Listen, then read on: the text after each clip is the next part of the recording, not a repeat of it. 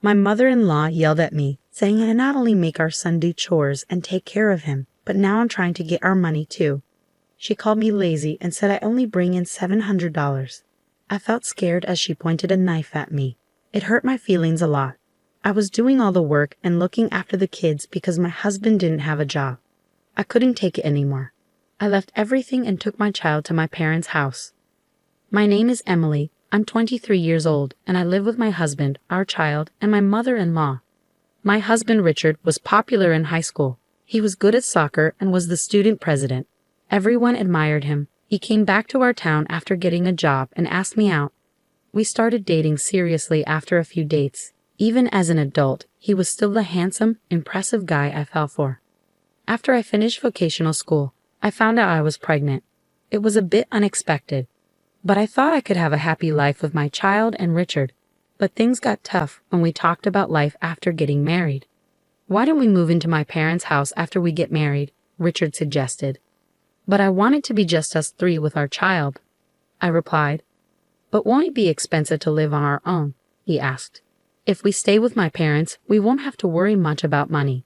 And if we both work, we can afford our own place, right? I reasoned. Well, about that, my income this month isn't great, Richard admitted. How bad is it? I asked. It's less than $1,000, he confessed. What? Why is it so low? You told me you were working at an IT company, I exclaimed. I quit that job. Now I'm making money at the casino and doing part-time work, he explained. At a casino? Why would you do that? I questioned. After just 1 month, he quit his job. If you're okay with paying for everything, we can live in an apartment, he said casually. His lack of enthusiasm made me worried. Was I the only one excited about our new life? See my concern? He gripped my hands tightly. It's just temporary until I find a new job. I'll make you happy, Emily. I'll take care of all the chores and our child until then. Believing his promise, we got married and moved into his parents' house. After giving birth safely, I was determined to work hard for our son. Both Richard and my mother-in-law seemed happy, and I looked forward to our future together. But even after our son was born, Richard didn't help with chores or taking care of our child. Instead, he spent his days at the casino. After going to the casino again, what about helping with the chores and taking care of our child? I asked, reminding him of his promise. Don't tell me what to do, Richard suddenly shouted back at me. Confused by his outburst, my mother-in-law came into the room, having heard the argument. What's going on here? She asked. I'm busy with work, and she's asking me to help with chores and taking care of the child, Richard explained. What? That's the wife's job, my mother-in-law exclaimed. Richard hadn't told his mother about quitting his job. Instead, he painted me as the bad wife who forced him to do all the housework and take care of our child. His lies turned my mother-in-law against me, making her resentful. Richard kept going to his part-time job and the casino, where he often lost the little money he earned. I ended up paying most of our expenses, making our life tough since I wasn't working. Eventually, I had to go back to work, leaving our son at a child care center. Luckily, I found a job as a dental hygienist pretty quickly. But when I came home from work every day, my mother-in-law would yell at me.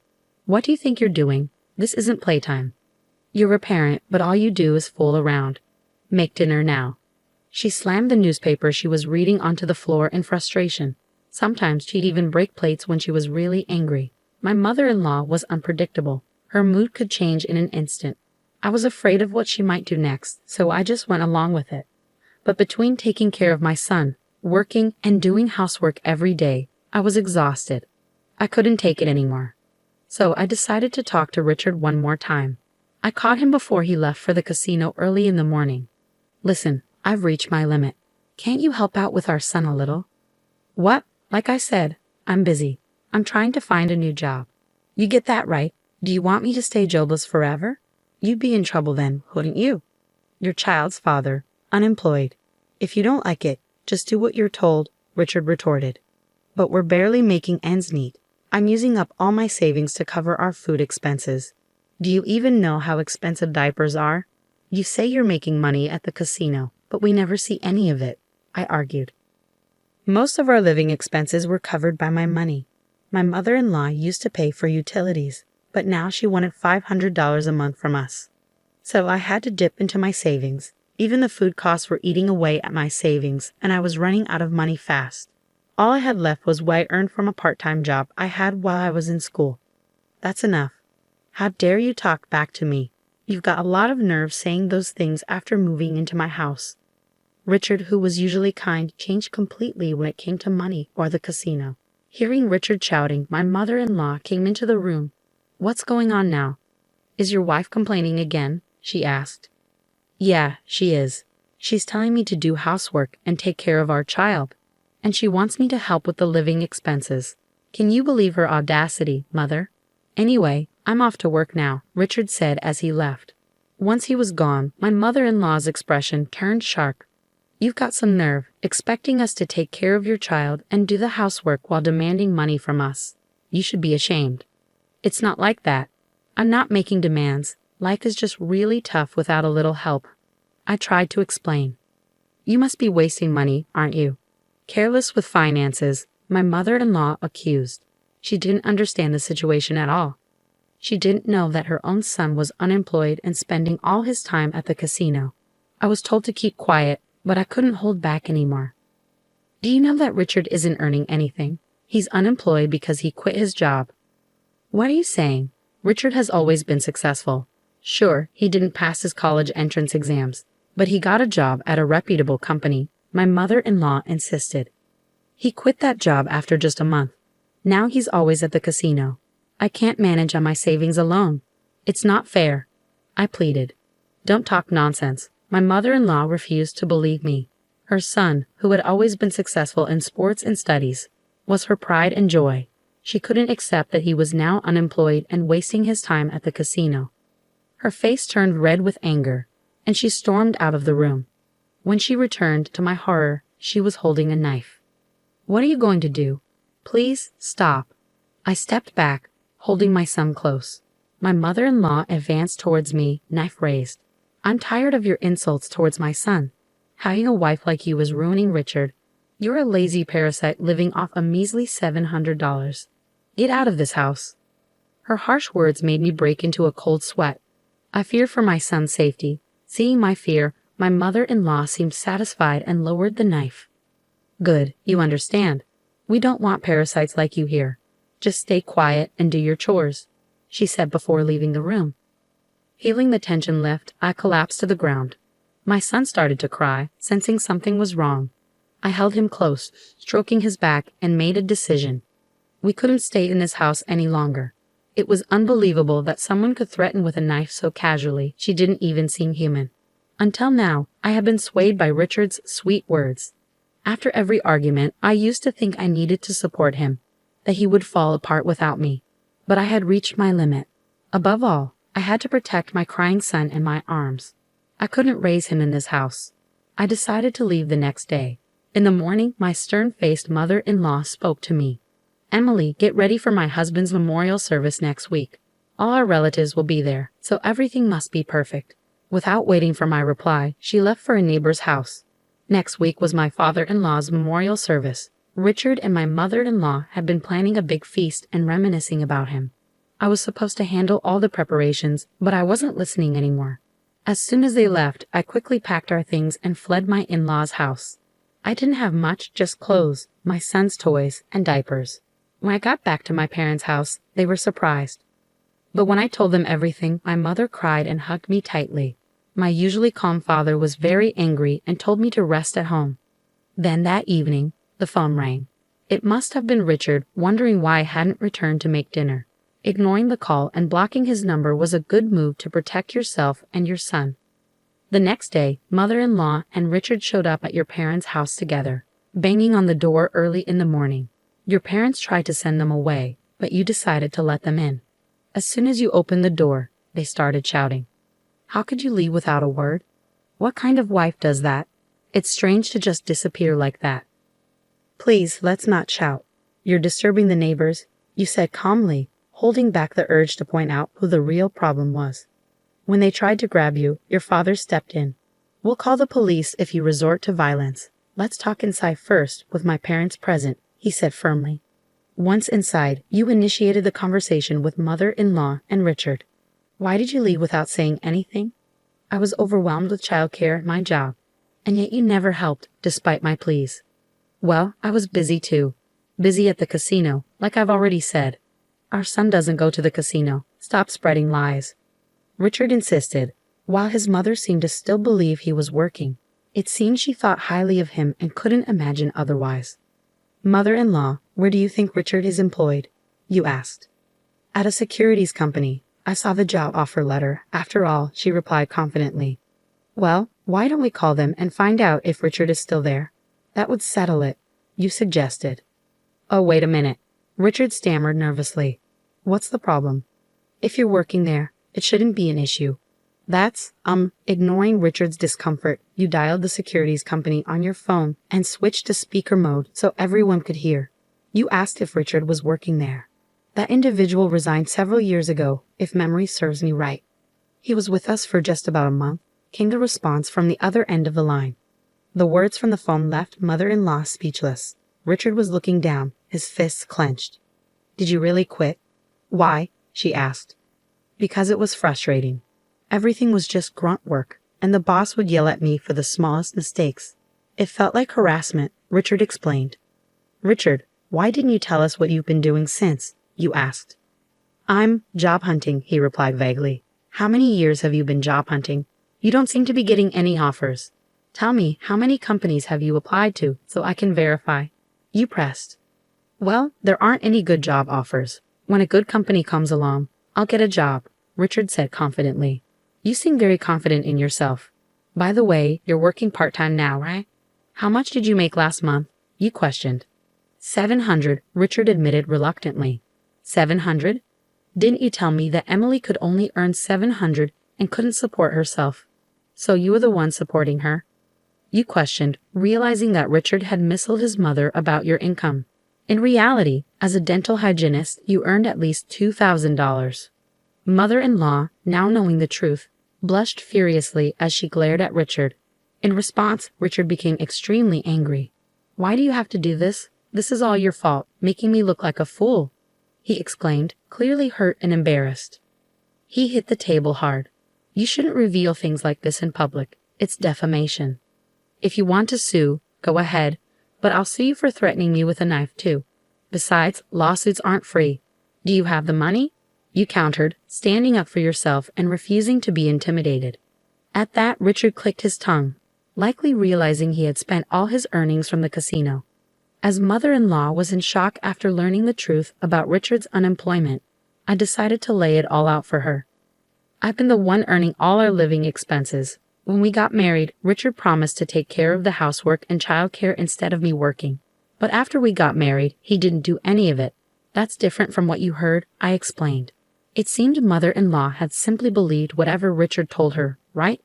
She had gotten upset when I asked for help with the chores and childcare. She even pointed a knife at me and told me to keep quiet and do my housework. I could see her face turning pale as she stood in front of my parents, being called out for her behavior. Mother-in-law, you haven't contributed anything to the household either. We've been living off my income this whole time. I have no intention of continuing to work for you, so I want a divorce, I stated firmly. Divorce? Wait a minute.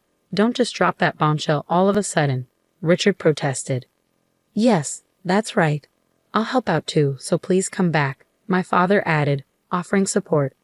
No thank you, I stated firmly. Their surprised expressions indicated they were taken aback. I, who had always given in after being yelled at or begged persistently, had clearly refused this time. I don't want to live with someone who threatens me with a knife just to get their way.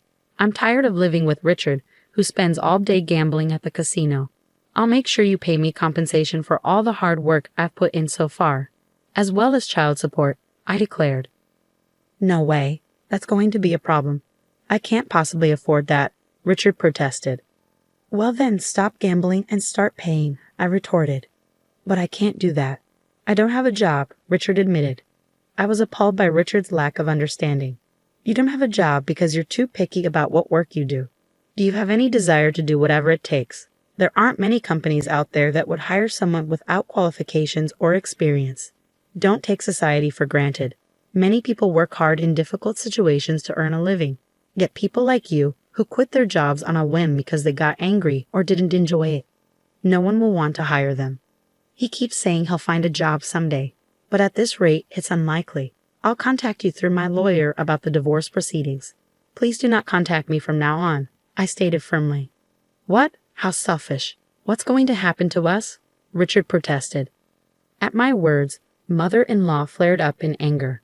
I put on a deliberately puzzled expression and responded to her hostile words. I don't know. Maybe you should figure out how to earn a living on your own, you heartless woman. Heartless? I don't want to be called that by you. Remember when you called me a parasite living off a measly $700 per month? Remember when you said that to me, your daughter-in-law, while holding a knife to my throat? By the way, the lazy person making $700 a month is right next to you. Are you not telling him to leave? I confronted her. As I spoke, mother-in-law started shaking with rage. Maybe I went too far. She leaned over and grabbed my collar. Stop it. I told you I will call the police if you lay a hand on her. My father forcefully pulled her off of me, but she was too riled up. So not only threats with a knife, but physical violence too. How barbaric. Don't you think it's better not to compound your crimes any further? I said, ignoring her resentful glare, and turned to Richard. I used to believe you would change, but I'm giving up on that now. I need to protect our son. I won't trouble you anymore. I'll take care of the money, the housework, and the childcare, so please come back. You'll take care of the money? Really? Even with careful budgeting, it's over $1,000 a month. Can you earn that? Richard's face turned pale upon hearing my words. He had never made more than $1,000 since he quit his job. But I have Mom's pension, he stammered. So, you're telling me you're dependent on my pension now? Mother-in-law couldn't keep her calm at Richard's absurd words. There's nothing else I can do. I don't have a job. Now I'm doing part-time work. Can we try to work things out? Richard pleaded. My father, hearing Richard's unyielding stance, finally spoke up. Richard, you and your mother have taken great advantage of our precious daughter. If I had known you were such a person, I would have opposed the marriage by all means. I will never let her step foot in your house again. I'll sever all ties. But I can't live without Emily. Please, give me another chance. Richard pleaded desperately. Don't joke with me. Can't live without our daughter. You're already planning to depend on her. A man who has no intention or grit to earn his own living and make his wife's life comfortable doesn't deserve our daughter. Leave now, my father retorted firmly. For the first time, I saw my father shout. It sent chills down my spine and seemed to shake Richard and mother-in-law as well. Richard was kneeling, his head bowed. It was a stark contrast to the charming image I had of him during our college days. Please reconsider. I beg you, Emily, Richard pleaded once more. But my parents wouldn't budge. They were fed up. I don't want to be treated like a slave by you two anymore. Please don't involve me in anything from now on, I explained to Richard and mother-in-law. As soon as we kicked them out of the house, we locked the door.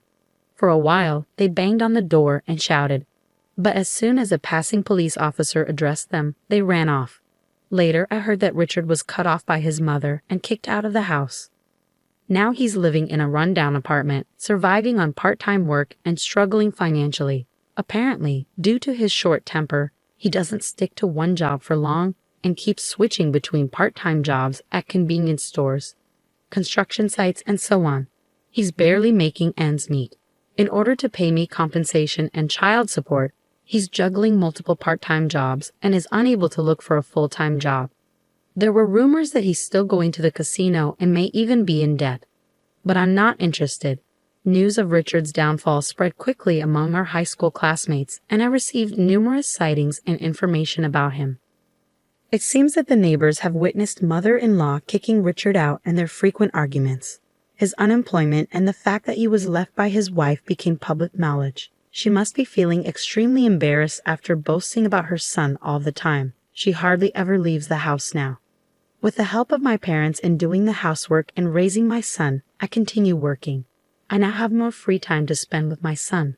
I don't need to leave him at the child care center since my parents take care of him. So everything has been great. I wish I had divorced sooner.